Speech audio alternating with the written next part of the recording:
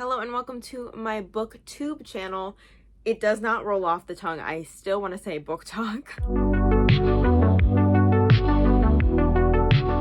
My name is Maddie Lim, and you may recognize me from BookTok, in which I am most well known for being the BookTok news girl. If there's one thing I love, it is gossip and hot topics. So I thought I would do this intro the easiest way I know how, and I think in the perfect way to enter into Booktube, which is with a tag, aka the Booktube Newbie Tag. I just Googled for this, and then I took some liberties and added my own things because I'm nothing if not an individual. So first off, why did you start this channel? Two reasons. The main one and the most obvious one is that there is a very real chance that BookTok will be completely deleted from America. So I have to branch out if I want to keep yapping. And I really do love the book community as a whole.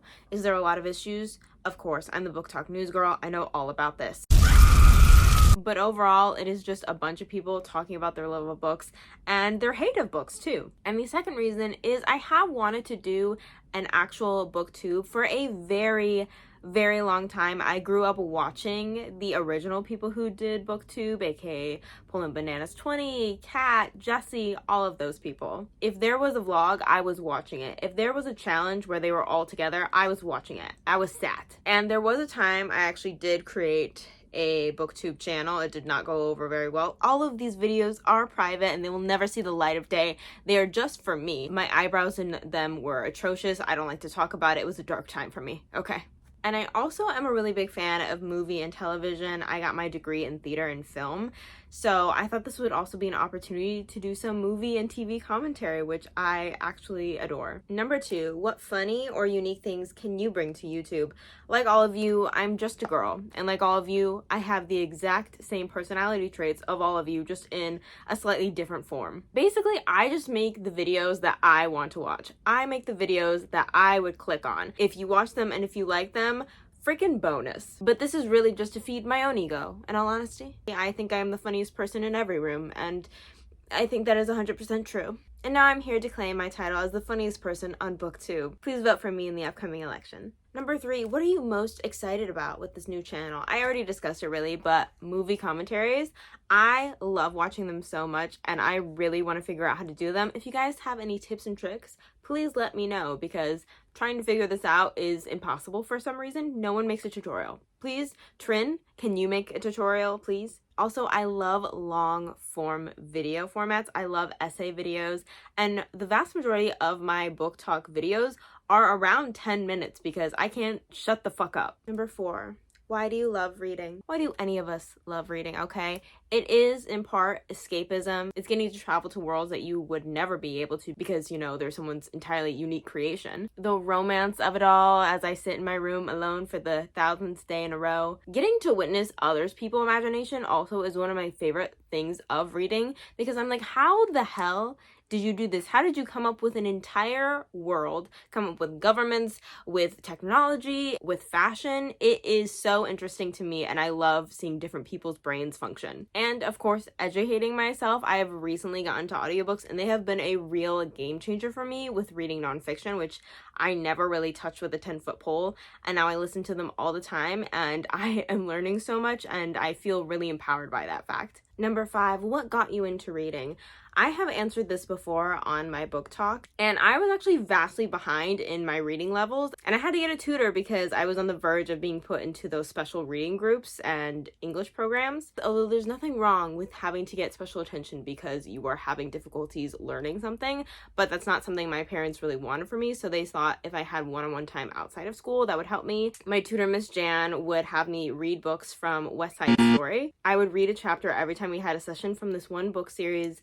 It was like West Side, it was not West Side Story, but like West Side something. It was about this elementary school where a bunch of weird and wacky and supernatural things would happen. And I looked forward to it every single week, and she spawned my love of reading. And question number 6 combines with question number 5, which is what is the series that got you into reading? And that is the easiest question in the world to answer for me, and that is the Percy Jackson series by Rick Riordan. We all know the movies are absolutely shit, but if there's one good thing that came out of it, it is that it introduced me to the books. When I was in elementary school, we got these lit magazines that like were introducing you to a bunch of literary things, and and one of them was like a books that are becoming movie section, and I read about the Percy Jackson movies that was coming out, and I always really loved Greek mythology growing up. I thought it was really interesting. So when I was at Walmart, I saw the book and I was like, hey mom, can we get this? And she stopped in her tracks. She was shocked. Her jaw was on the floor. I was asking for a book, an actual like, middle grade book, and she bought it for me, and then I read it in 3 days, which when I told her again, she was like, are you sure? Are you sure? And I was like, yeah, can I get the rest of the series? And she was like, yeah, whatever you want, because she wanted to encourage me to read so badly because she loved reading. So she bought me the rest of the series. And the rest is history. Although I will say, when I found Percy Jackson, I didn't go looking for anything else. I reread the series for like 2 years, and I probably read the series, not jokingly, 40 times. And then the Hunger Games movie came out, and then I read Hunger Games, and I discovered, wait, there's other books that are good, and then it was just a downhill spiral after that. Number 7, when did you get into reading? And that was 5th and 6th grade is when it really hit, and I was like, wait a minute. I can picture things in my head and create movies that I basically get to direct and choose how things look. Sign me the fuck up. Next is books to get to know me and my taste.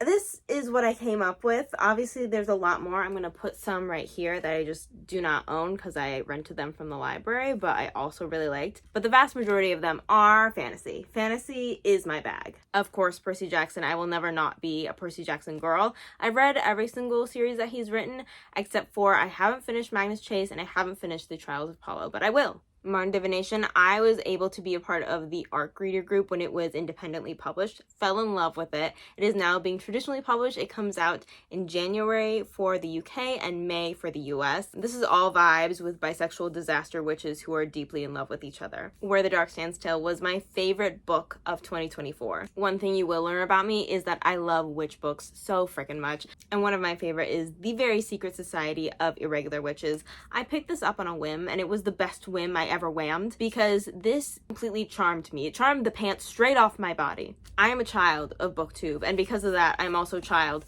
of Cassandra Clare. And obviously, the best series that she's ever written and will ever write is The Infernal Devices. I cry every time I reread Clockwork Princess. The tears never lessen. It is always the same buckets full of amount. I have never experienced such a bittersweet ending that was so satisfying yet left me so dark and empty. Alexandra Bracken, I will always be an Alexandra Bracken girly. The Darkest Minds trilogy truly, I think, rewired my brain chemistry. It made me fall in love with her writing and with found family. Like, this was the first series I experienced with found family, and it just created this crevice in my heart that I want to be constantly filled with new found families. The Night Circus is always and will always be that bitch. This is the most beautifully written book I have ever experienced. I mean, it's 2 magicians who have been trained by their mentors to fight in a duel to the death set in a magical traveling circus, but instead they use that circus to leave love letters to each other using their magic in the different tents. Like, I've never known love like this before. And lastly, Legend Born. When I read this, I didn't realize what I was doing, which was picking up something that was life-changing, life-altering. I would do anything for Brie. I would mow down any of her enemies, okay? I love that girl so much. And I'm also such a big fan of Arthurian retellings, and this one does it in such a unique way. Next is genres I read, which,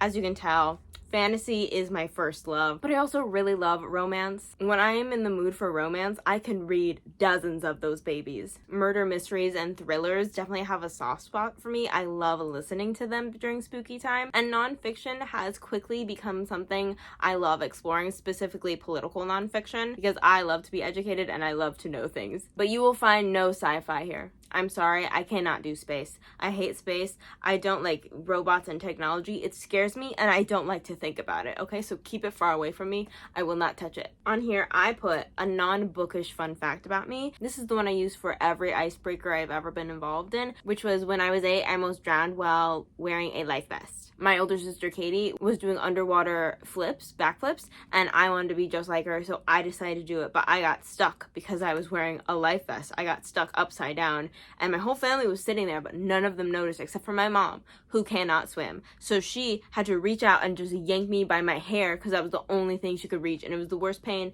and I feel like no one else remembers it but me, and it was very formative to me. I'm fine in the water though. Don't worry, it didn't score me that way. My reading goal for this year is 100 books. That has been my reading goal for the last like 5 years. If I get more than that, I'm like, woo! But if I get less than that, I am defeated. I am very competitive, not with other people. You read 300 books a year, great. Am I a little jealous? Of course, but this is a competition between me, myself, and I, okay? And I have to beat myself every year. I have to make sure I get to that goal. And lastly, what do I want this space to be? I want it to be the same I've curated over on BookTok, which is a warm and inviting space for us to talk about the things we love, talk about the things we hate, and discuss all the hottest gossip and news that happens in the bookish space. And I actually may be able to dive into old drama, which I think is going to be so much fun. I'm really excited with what I can possibly do with this channel. There's going to be a learning curve. We're going to do it together. Hold my hand, give me notes. I'm okay. I can take criticism as long as it's fair. If it's mean, I will delete your comment and I will cry in the corner and never think about you again, but also think about you constantly.